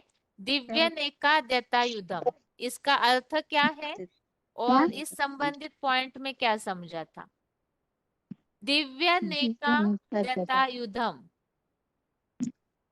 दिव्यानेको देता युद्धम, इस शब्द का अर्थ क्या है और इस संबंधित हमने क्या समझा था? विराट पुरुष में ये कुछ चीजें दिखाई जाती है, उस संबंधित ये बात है। ठीक है, बनारस के माता जी बताइए, दिव्यानेको देता युद्धम। बनारस के माता जी। अनेक मतलब ये बताया है ना कि अनेक दिव्य गुणों के आभूषण द्वारा जो ज्ञान दिव्यानेको देता युद्धम, बस इस शब्द का अर्थ बताइए। हाँ, अनेक दिव्य गुणों के आभूषण वाले। नहीं, चंडीगढ़ के माता जी बताइए। उठाए हुए अनेक आयुधों वाले। उठाए हुए अनेक दैवी देखिए, सभी बात करेंगे तो फोन म्यूट करना पड़ेगा।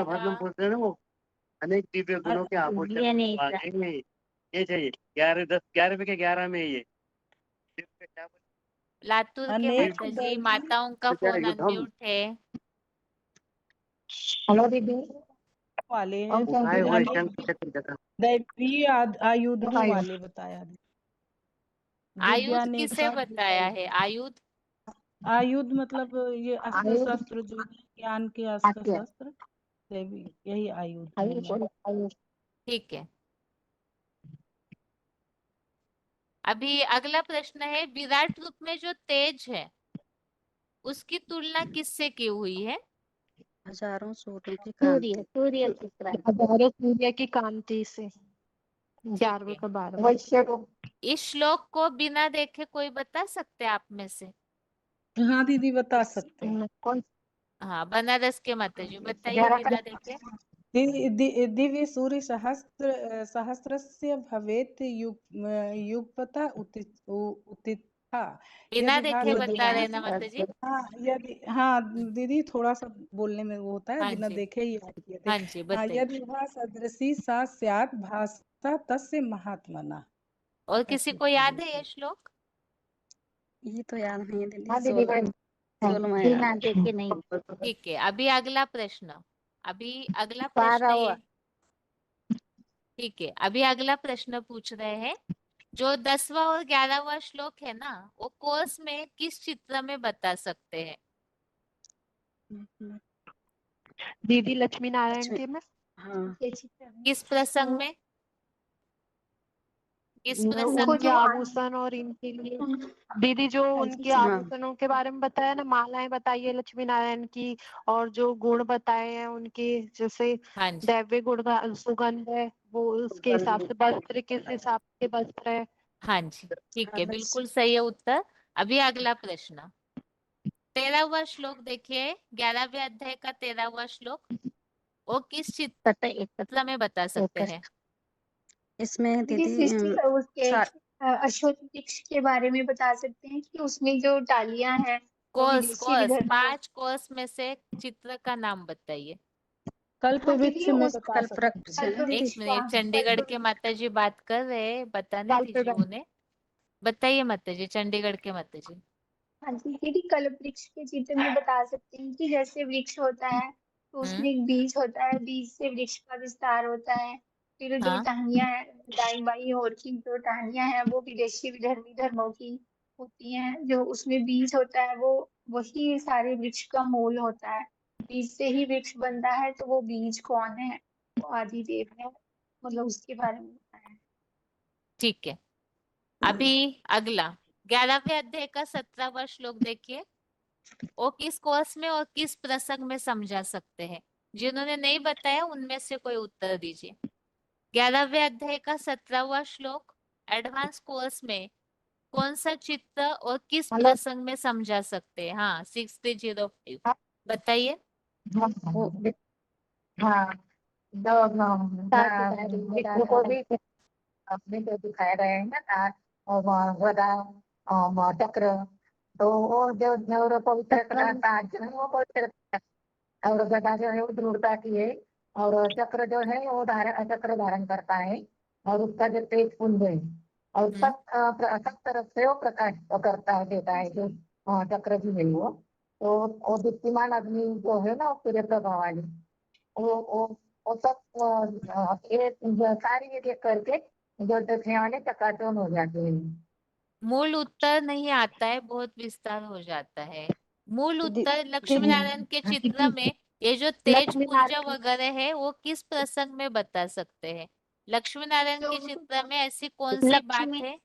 हाँ जी, जो लातूर के उनके माता चारों जी। तरफ प्रकाश दिखाते हैं, हाँ जी, चारों तरफ चंडीगढ़ के माता प्रकाश। जी। हाँ ठीक है, लक्ष्मी नारायण के चारों ओर जो वलय दिखाया जाता है हाँ उसके वही लिए वो ये बात बता बोलना। सकते हैं। ठीक है।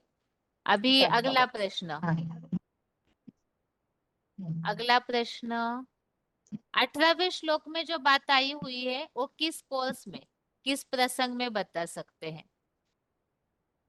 18वें श्लोक में जो ये बातें दीदी आई है। हाँ जी, ये दीदी जो है ना वो शंकर को ऊपर अपनी आत्मा को ले जाते हुए देखा, परमाश्रय के रूप में दिखाया गया है। विश्व के परमाश्रय हो आप, अविनाशी हो, आत्मा हो। ठीक है, वो हो गया। और कोई बता सकते हैं? ठीक है माता जी, आगे और भी बहुत सी बातें हैं और इस श्लोक में, कल्प और वृक्ष बताइए। में दीदी, कल्प हाँ जी तो ये जैसे धर्म के बारे में बौद्ध धर्म में स्थापित होता है। एक मिनट, क्या सनातन बता रहे हैं धर्म चंडीगढ़ के माता जी? एक मिनट, चंडीगढ़ के जी माता जी क्या सनातन बता रहे? जैसे सनातन धर्म का धर्म पिता कौन है वो उसके बारे में बता सकते हैं। ठीक है, ठीक है। 6305 माता जी बताइए, और क्या बता सकते हैं इस श्लोक के बारे में? जो शुभवादी है ना परम पुरुष उनको है तो उनको ही जानने योग्य है, जो विश्व के परम आश्रय है अविनाशी आत्मा है। कोर्स बताइए माता जी, और कोर्स। पहले आपको अपने उत्तर में पहले चित्र का नाम बताना होगा। कौन से 5 हाँ चित्र में से किस कोर्स में और किस टॉपिक में बता सकते हैं ये श्लोक? अर्जुन रथ में बैठे हुए अर्जुन रथ का है, अर्जुन रथ। कोर्स बताइए माता जी, 5 धर्म चित्रों में से कोर्स बताइए। त्रिमूर्ति, सृष्टि चक्र, लक्ष्मी नारायण, कौन से चित्र में बता? त्रिमूर्ति में किस प्रसंग में बता सकते हैं? पिता का परिचय देते समय शंकर की तरफ इशारा करते हुए बता सकते हैं कि यही हाँ जी। आदम का पार्ट है, यही ब्रह्मा के 4 मानस पुत्र में सनत कुमार है, और यही आदि पिता है, और हाँ, यही शंकर अमोघ के वीर्य लिए को अमोघ प्राप्त वीर्य करना। बताया जाता है, पुरुष और है। उसी का उल्लेख हाँ श्लोक में आया हुआ है। ठीक है। हाँ, डोंबिवली के माता जी, जी आप बहुत देर से शांत थे, अभी आप बताइए माता जी।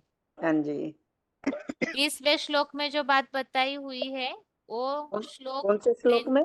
20 नंबर। हाँ हाँ हाँ इस श्लोक में जो बात बताई है ये सर्विस के समय किस प्रसंग में समझा सकते हैं ये सारी बातें? बाप के परिचय में। मैं बताऊं दीदी? महादेव एक कृपा मिनट, पृथ्वी का ये एक मिनट, अंतराल एक मिनट। ये 16147 सारी किसका ही नंबर है?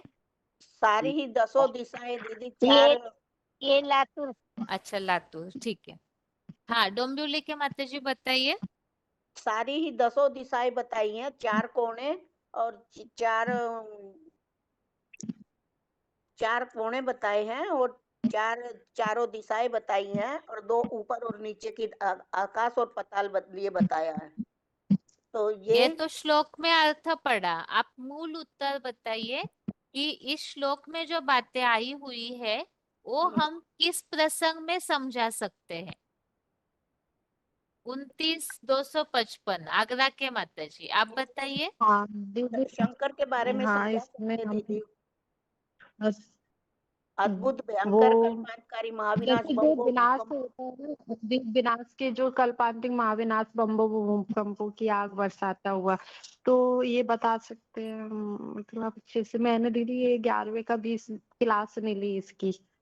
ठीक है, मैं थोड़ा बहुत मैं और बताऊं ठीक दीदी? है। डोंबिवली के माता जी, एक मिनट, एक मिनट। डोंबिवली के माता जी अपनी बात पूरी कीजिए। हाँ वही बोला, महाकाल का अद्भुत भयंकर माना कल्पांतकारी महाविनाश के टाइम पे बम्बो भूकंपों के द्वारा आग बरसाता रूप देखकर। देखिए, अर्थ पढ़ने से नहीं चलेगा, यहाँ जो मूल बात उत्तर में आनी चाहिए वो नहीं आई। और रूप एक मिनट, देखकर अत्यंत कांप, तीनों लोकों में रूप देखकर अत्यंत कांप रहे हैं दीदी इसकी मूल बात ये है महाविनाश कि के टाइम। जो पृथ्वी आकाश मतलब पूरी जो पृथ्वी आकाश वायुमंडल है वो सारा एक आप अकेले के द्वारा ही विस्तार को प्राप्त होता है। मतलब सारी सृष्टि को संचालन करने वाले एक भगवान ही है शंकर। स्वर्ग हो चाहे नीचे धरती हो चाहे पाताल, मतलब वो इसमें उनका रूप भगवान यही देखकर बताया भयंकर कांप रहे हैं दीदी सब। तीनों लोक मैं बताऊं एक सब मिनट। उसी जब के कोई द्वारा एक विस्तारित लोग बात कर रहे हैं उनका उत्तर तो सुनिए। जो भी इतने सारे लोग क्लास में जुड़े हुए हैं उनको तो कुछ भी समझ में नहीं आएगा यदि सब एक साथ बात करेंगे तो। एक कोई बता रहे हैं तो उनका उत्तर पूरा सुन लेना चाहिए कि वो क्या बता रहे हैं। हाँ, बात पूरी कीजिए अपनी माता जी। हाँ जी दीदी, ये है कि जो आकाश पृथ्वी पाताल मतलब तीनों लोक हैं, जो दीप हैं, 10 दिशाएं, वो सब मतलब पूरी समूची सृष्टि है जो वो सारे एक अकेले भगवान के द्वारा ही विस्तारित होती है। इसके बाद इसने ये बताया है। ठीक 3 है, लोग के चित्र में समझा सकते हैं, 3 लोग के क्या किस बात के किस प्रसंग में समझा सकते हैं? सुख दुख तीनों लोगों का अत्यंत माना कांप रहे हैं वो। इसमें 3 लोग की तो बात नहीं है। तीनों हाँ, लोगों के प्राणी ठीक है माता जी, आप रुकिए अभी। 19,423 आप बताइए माता जी। हाँ दीदी, धोलुक के बारे में बताया ना कि स्वर्ग और ऊपर, स्वर्ग और नरक के कोई ऊपर नीचे नहीं है। वो आत्माओं की स्टेज की बात है। जो आत्माएं सात्विक स्टेज की हैं, तो उनको मतलब स्वर्ग की स्थिति में बताया गया है। और जिनकी जो मतलब इससे इस चीज से परे हैं, वो नरक की नरक की मतलब नरक की जैसी स्थिति बताई गई है उनकी। और पृथ्वी का ये अंतराल सारी दिशाएं मतलब जो मतलब इसे मतलब इस पृथ्वी को विस्तार करने में वो ही सीमित है जो ज्ञान का मनन चिंतन मतलब 84 जन्मों से कनेक्टेड है वो।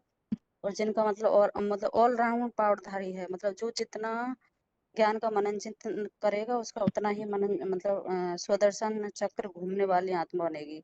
तो विशाल बुद्धि के कारण ऐसा तो श्रेष्ठ आत्माएं पॉइंट हैं। देख के बता रहे क्या माता जी? हमें नहीं तो दीदी, ऐसे याद पॉइंट आते ही हैं, सारे आते ही हैं, देख के नहीं बता रहे हैं, आते ही नहीं हैं नहीं पॉइंट। मना याद नहीं आ रहा है मुझे, ऐसे कुछ इस पॉइंट में था।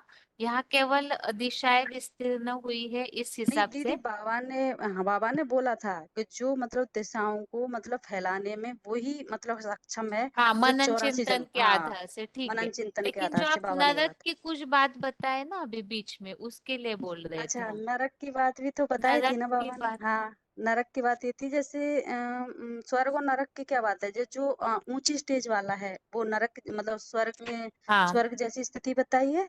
और जिसकी स्टेज नीची है मतलब तो उसको नरक जैसी स्थिति बताई गई है उसकी। हाँ ठीक है, नहीं हमें लगा आप श्लोक में से कुछ वाक्य बता रहे इसलिए, क्योंकि नहीं, श्लोक में नहीं था। ठीक है, पॉइंट के आधार से ठीक है। पॉइंट के अभी आधार से दी थी। ठीक है माता जी, ठीक है। अभी बनारस के माता जी आप कुछ बोल रहे थे, बताइए। हाँ दीदी, बनारस आप कुछ बोल रहे थे अभी श्लोक के लिए 20वें। नहीं दीदी, हम तो नहीं ठीक है। बोले, चलिए बता देते हैं। मतलब समझने की बात है। ये मतलब उस समय की बात है जो अद्भुत रूप, जो विराट रूप प्रत्यक्ष होता है ना। तो उस समय की बात है कि जो उसमें विशाल रूप दे, जैसे उसमें जो भी दिखाया स्वर्ग लोग मतलब सतयुग त्रेता द्वापर कलयुग पूरा मतलब नीचे से लेके ऊपर तक के जो भी दिखाया हुआ है चित्र, तो उसमें कल्पांतकारी महाविनाश रूप भी, आग बरसाता रूप भी दिखा दिया है। सुख दुख शांति धाम तीनों लोगों को के प्राणी भय से कांप रहे हैं। ये विराट रूप जब प्रत्यक्ष होगा, भगवान का जो विराट रूप प्रत्यक्ष होगा, तो ये अंत के समय की बात है। तो उसी में सारा विश्व रूप उनको मतलब पूरा उस सृष्टि वृक्ष में, तो कल्प वृक्ष के चित्र में ही समझा सकते हैं। इसमें सब कुछ विस्तृत है, ठीक है, दिखाया गया है। ठीक है। अभी आप सभी का फोन म्यूट किया जा रहा है। ओम शांति। जिन्होंने श्लोक पूरी तरह से जिन्होंने श्लोक पूरी तरह से पढ़ के रखे हैं, जो कंटिन्यूअसली पढ़ सकते हैं, अभी हाथ नीचे किया जा रहा है सभी का। जो लगातार श्लोक पढ़ सकते हैं वो हाथ उठाइए, अटकना नहीं चाहिए, अच्छी प्रैक्टिस होनी चाहिए, वो हाथ उठाइए। जो लगातार श्लोक पढ़ सकते हैं बिना अटके।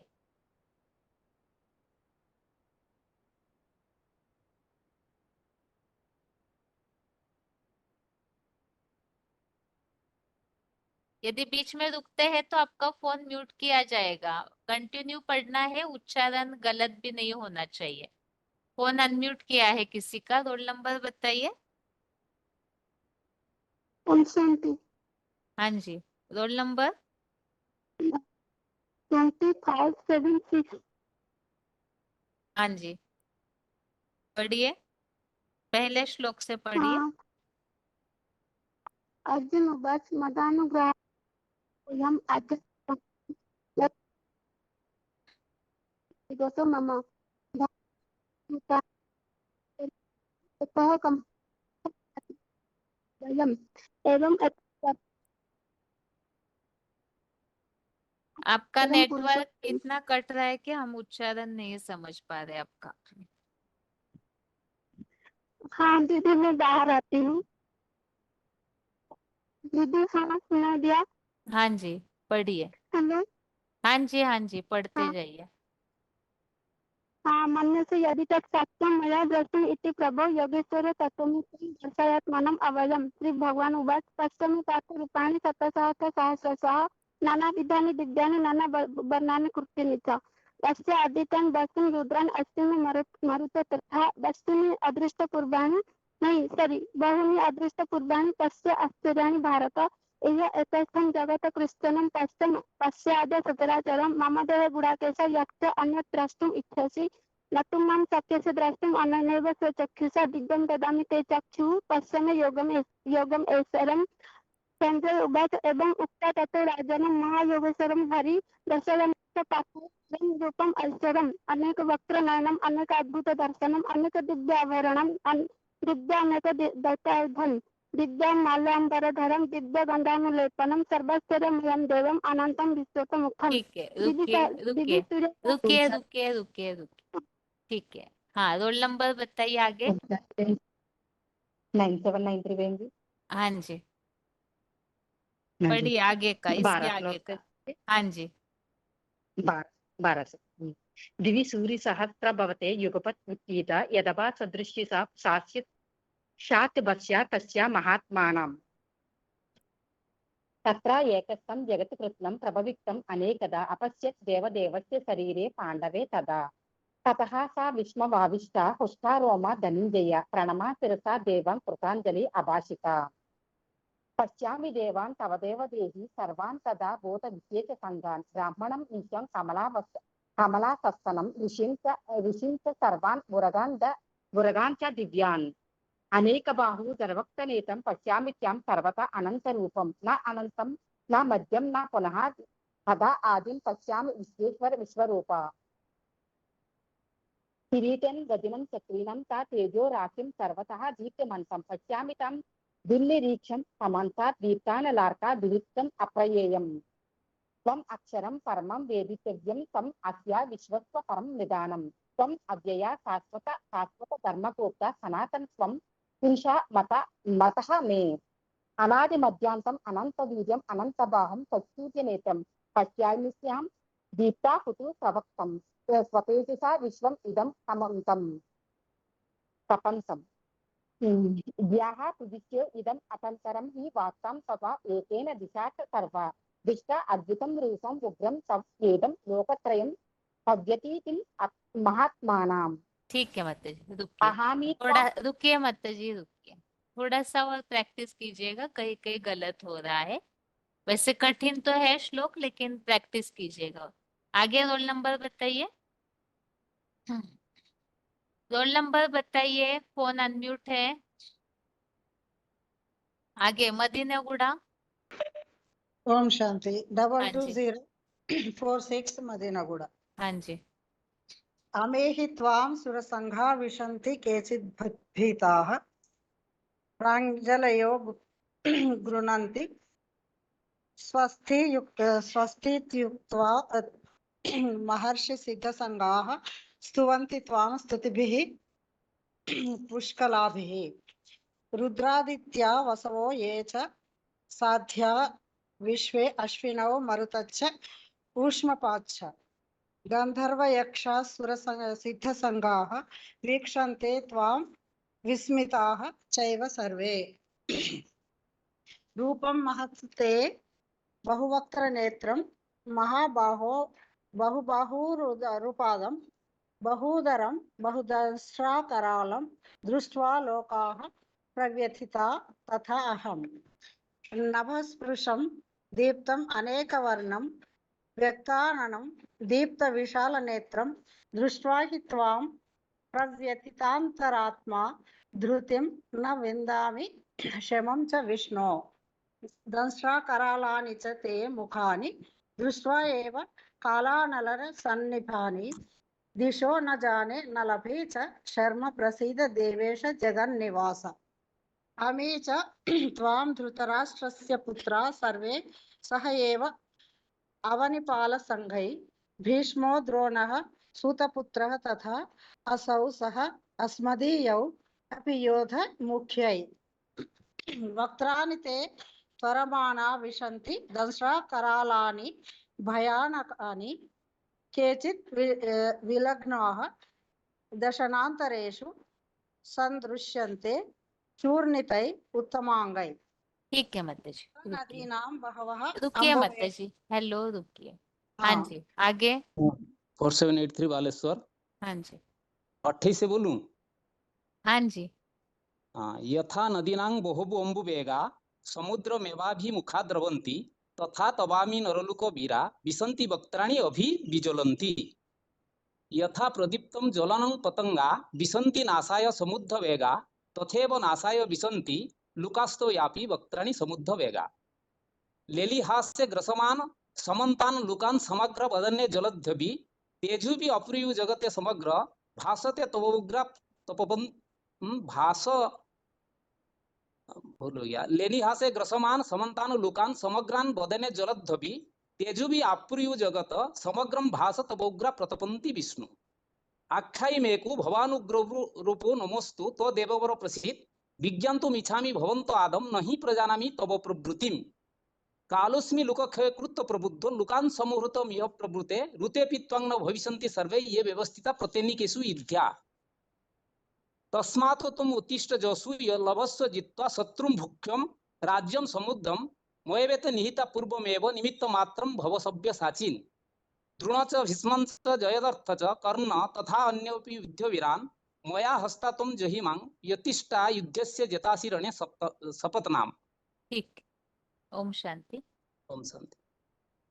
प्रैक्टिस करते रहिए आगे। अभी हाथ तो बहुत उठे हैं लेकिन टाइम एक्स्ट्रा हो चुका है, इसलिए आज के लिए क्लास यहाँ ही रुकाते हैं। बाकी जो आज के टेस्ट में 2 श्लोक थे, उन श्लोकों संबंधित एक तो मुख्य बात है 9वें अध्याय का 21वां श्लोक। तो 20 और 21 ये दोनों श्लोकों को मिला करके ये दोनों श्लोक हम खास इस प्रसंग में समझा सकते हैं कि इसी दुनिया में स्वर्ग और नरक होती है, और यहाँ पर ही जैसे बताया कि सोमरस पीते हैं या 20वें श्लोक में जो भी उल्लेख है तो देवलोक या सुरेंद्र लोक को पाते हैं। और दूसरा बताया हुआ है कि नरक लोक की बात जो बताई हुई है 21वें श्लोक में, तो उसमें भी बताया हुआ है कि इसी दुनिया में जब पुण्य क्षीण हो जाते हैं यज्ञ सेवा के, तो फिर दुष्कर्मों के कारण मृत्यु लोक में प्रवेश पाते हैं। तो ये 2 श्लोक और 16वें अध्याय का 6वां, ये तीनों श्लोकों को इकट्ठा याद रखिए। जो 16वें अध्याय में श्लोक है, 2 भूत सर्गो लोके अस्मिन् देव असुर एव च।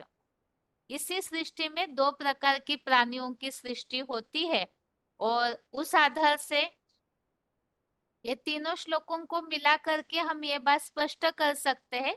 जैसे हम किसी को बताते हैं कि अभी भगवान आकर देवता धर्म की स्थापना कर रहे हैं, तो किस तरह से कर रहे हैं इसके प्रूफ के लिए ये तीनों श्लोकों को जरूर याद रखिए। और इसके अलावा युद्ध की बात, महाभारत युद्ध या अभी के समय की बात है, और यहाँ पर कोई एक व्यक्तित्व की बात नहीं बल्कि भीष्म, द्रोणाचार्य, कर्ण जैसे जयद्रथ, ये जो भी बातें असुरी तत्व बताए हुए हैं द्रोण, भीष्म और जयद्रथ, तो ये वास्तव में कोई एक व्यक्तित्व की बात नहीं। ऐसे जो विदेशी कैटेगरी के संस्कार धारण करने वाले, ये पूरे विश्व में जहां भी ऐसे लोग फैले हुए हैं जो इन सब गुण धर्मों को धारण किए हैं, उन सब के बुराइयों के नाश की बात है। भगवान आकर किसी एक भीष्म पितामह, किसी एक द्रोणाचार्य की बुराई को खत्म नहीं करवाएंगे, बल्कि पूरे विश्व का ही समूल आसुरी तत्वों का नाश करते हैं विश्व में से। तो इस प्रसंग में एक बात बता सकते हैं, ये युद्ध अपना व्यक्तिगत भी है, इसलिए बताया काम क्रोध को जीतो। और ये युद्ध इस संसार में जो भी ऐसे दुर्योधन, दुशासन रूपी, जयद्रथ रूपी ऐसे आसुरी तत्व फैले हैं, उन सबको मारने की बात, इसलिए इस श्लोक में 2 प्रकार की युद्ध की बात आई हुई है। अभी क्लास में जुड़े रहिए, और 5 मिनट के लिए जो ऐप द्वारा जुड़े हुए हैं उन्हें तो स्क्रीन पे एक कार्ड दिख रहा होगा जो ऑनलाइन सेशन एक विशेष प्रोग्राम संबंधित रखा हुआ है। सुबह मुरली क्लास में भी अनाउंसमेंट की हुई थी, लेकिन हो सकता है उसमें अगर कोई न जुड़े हो या बात न समझ में आई हो, तो अभी कल से अर्थात 23 नवंबर से शाम को 7 से 8:30 बजे तक 3 भाषाओं के लिए हिंदी, इंग्लिश और तेलुगु, ये तीनों भाषाओं के लिए 23 नवंबर से 25 नवंबर तक, 23 नवंबर से 25 नवंबर तक शाम को 7 से 8:30 बजे तक 3 भाषाओं के लिए लगातार 3 दिन सेम टाइम पर सेम तीनों भाषाओं के लिए ऑनलाइन सेशन रखा हुआ है, अर्थात ऑनलाइन प्रोग्राम रखा हुआ है। और इस प्रोग्राम का मूल कारण है जो अभी वैश्विक स्तर पर इंटरनेशनल लेवल पर अंतरराष्ट्रीय महिला हिंसा उन्मूलन दिवस, अर्थात महिलाओं के ऊपर जो अत्याचार होते हैं उन्हें नष्ट करने के लिए, पूरी तरह से खत्म करने के लिए ये खास इंटरनेशनल लेवल पर ये दिवस मनाया जाता है। तो लौकिक दुनिया वाले तो अपने स्तर पर जिस तरह से भौतिक रीति से इन बातों को लेते हैं और उसी आधार से इस दिवस को मनाते हैं, जैसे महिलाओं का सत्कार करके या कुछ और जो भी लौकिक रीति रस्म है उस आधार से। और बाकी यहाँ पर वास्तव में महिलाओं की सुरक्षा कैसे हो सकती है? कोई भी मनुष्य की रक्षा नहीं कर सकते, क्योंकि जो स्वयं आज की दुनिया में सुरक्षित नहीं है वो औरों की रक्षा कैसे कर सकते हैं? तो इस हिसाब से यहाँ पर भगवान आकर के किस तरह से नारी सुरक्षा का उपाय बता रहे हैं, जो शिव की शक्तियां बनती है वो किस तरह से सुरक्षित होती है, उसके बारे में संदेश या जानकारी के लिए शिव बाबा ने जो भी बातें बताई हुई है उसी अनुसार ही नारियों का इस समाज में क्या महत्व होना चाहिए,